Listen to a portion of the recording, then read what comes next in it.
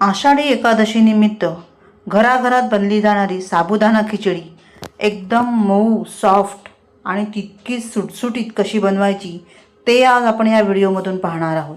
खिचडी तुम्ही पाहू शकता, प्रत्येक दाणा सुटसुटीत आहे आणि तितकाच तो मऊसूद पण आहे. खिचडी सुटसुटीत आणि मऊसूद होण्यासाठी काय काय टिप्स लागतात ते या व्हिडिओमध्ये आपण पाहणार आहोत. व्हिडिओ शेवटपर्यंत नक्की पहा. साबुदाणा बघा किती मऊसूद तयार झालेला आहे.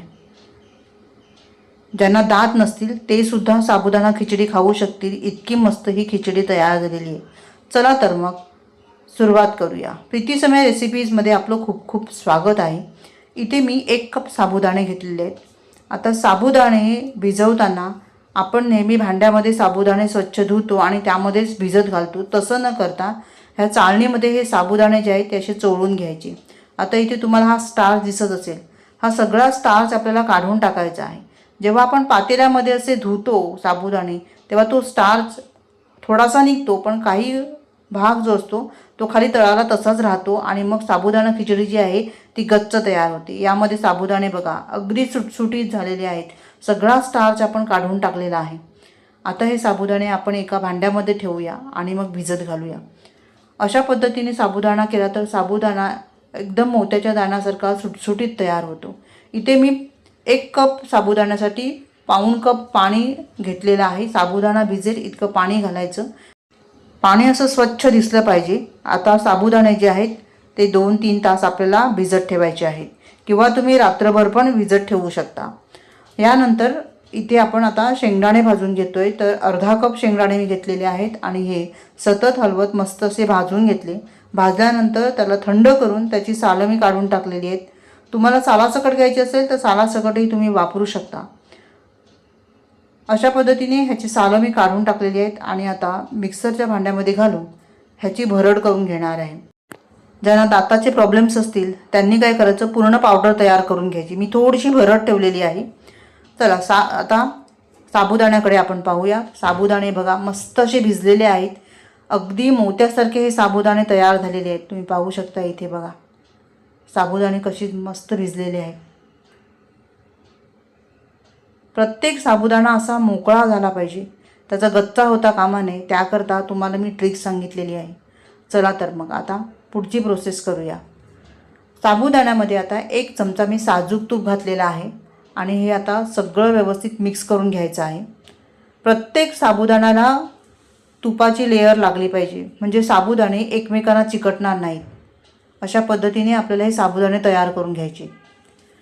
यानंतर इथे मी कुकरचं भांडं घेतलेलं आहे. त्यामध्ये स्टँड ठेवलेला आहे, पाणी घातलेलं आहे आणि आता ह्या स्टँडमध्ये हा डब्बा ठेवून दिलेला आहे. वरून झाकण लावलेलं आहे आणि आता कुकरमध्ये आपल्याला ह्याला 2 शिट्ट्या देऊन शिजवून घ्यायचा आहे. साबुदाणा एकदम सॉफ्ट मुलायम तयार होतो आणि तो एकमेकांना चिकटत नाही. यानंतर 1 मध्यम आकाराचा बटाटा मी घेतलेला आहे. त्याचे असे चौकोनी तुकडे करून घेते या पद्धतीने. यानंतर 4 मिरच्या मी इथे घेतलेल्या आहेत, त्यालासुद्धा बारीक चिरून घेणार आहे. तर मिरची तुम्ही तुमच्या आवडीनुसार कमी जास्त करू शकता इथे. आता इथे मी 2 शिट्ट्या घेऊन साबुदाणे शिजवून घेतलेले आहेत. हे सगळे व्यवस्थित सुटे करून घेते. हे गरम आहे, अजून थोडंसं थंड करून घ्यायचं.